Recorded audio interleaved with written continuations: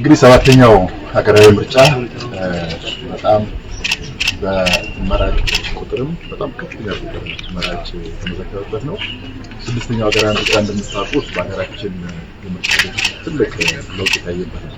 አሁን ሰባተኛው ደግሞ ከዛ በጣም ላቅ ያለ ምክንያቱም ስድስተኛው ሀገራዊ ምርጫ ላይ ወደ 38 ሚሊዮን አካባቢ መራጮች ነበሩ። አሁን በሰባተኛው ሀገራዊ ምርጫ ላይ ደግሞ ወደ 54 ሚሊዮን በላይ መራጭ በመላው ሀገሪቱ ተመዝግቦ የመረጠ ዛሬ ይገኛል። ይሄ የዲሞክራሲ ልምምድ በሀገራችን በጣም ምን ያክል እያደገ እንደመጣ እጅግ ተስፋ የሚሰጥ እንደሆነ የሚያመላክት ነው። ባለፉት እንግዲህ ጥቂት ወራት እንደምታውቁት ሁሉም ፖለቲካ ፓርቲዎች 42 የሚያክሉ ፖለቲካ ፓርቲዎች በዚህ ሰባተኛው ሀገራዊ ምርጫ የተሳተፉ ይገኛሉ። ፖሊሲያቸውን አቅርበው በፖለቲካው፣ በአስተዳደር፣ በህገ መንግስቱ እንደዚሁም ደግሞ በኢኮኖሚና በማህበራዊ ጉዳዮች ላይ ሁሉ አማራጭ ሀሳቦቻቸውን አቅርበው ህዝቡ በደንብ እንዲመለከትና የራሱን ውሳኔ እንዲወስን ለማስቻል ከፍተኛ ጥረት ተደርጓል። እንዲሁም በሰባተኛው ሀገራዊ ምርጫ በጣም ልዩ የሚያደርገው ምርጫ ቦርድ ራሱ የምርጫ ክርክሮች መምራት ችሏል። ራሱን አስችሎ ገለልተኛ በሆነ መንገድም ለመምራት ጥረት ተደርጓል። ስለዚህ ሰባተኛው ሀገራዊ ምርጫ በብዙ መልኩ የተሻሉ አሰራሮች ምርጫ ቦርድን የተዘረጉበት እንደዚሁም ለምርጫው ደግሞ ሁሉም ተፎካካሪዎች ሀሳባቸውን ይበልጥ መግለጽ የቻሉበት ምርጫ ነው። ስለዚህ በዲሞክራሲ ልምምዳችን አንድ ደረጃ ከፍ ያለ ነው ማለት ይቻላል።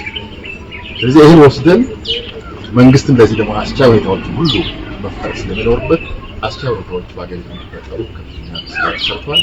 እንግዲህ በአጠቃላይ በአገሪቱ ዛሬም እዚህ አርባ ምንጭ ላይ በተወለድንበት አካባቢ ያለውን ድባብ ሁላችን እያየን እንገኛለን። በሀገራችን ህገ መንግስት መሰረት የመንግስት ስልጣን የሚያዘው በምርጫ ብቻ ከምርጫ ውጪ የመንግስትን ስልጣን መያዝ በህገ መንግስታችን የተከለከለ ነው። ስለዚህ ምርጫ በተሳካ ሁኔታ እንዲከናወን ማድረግ የሁላችንም ዜጎች ኃላፊነት ነው። ይህም ደግሞ ዛሬ የታየ ይገኛል። ይህን ሂደት ደግሞ ለማጠናቀቅ መሞከር ማለት ይህ ህገ መንግስታዊ መሆኑ በአንድ በኩል፣ ሁለተኛ ደግሞ አገር ወደፊት እንዳትቀጥል እንዳትሻገር የሚያደርግ እርምጃ ነው።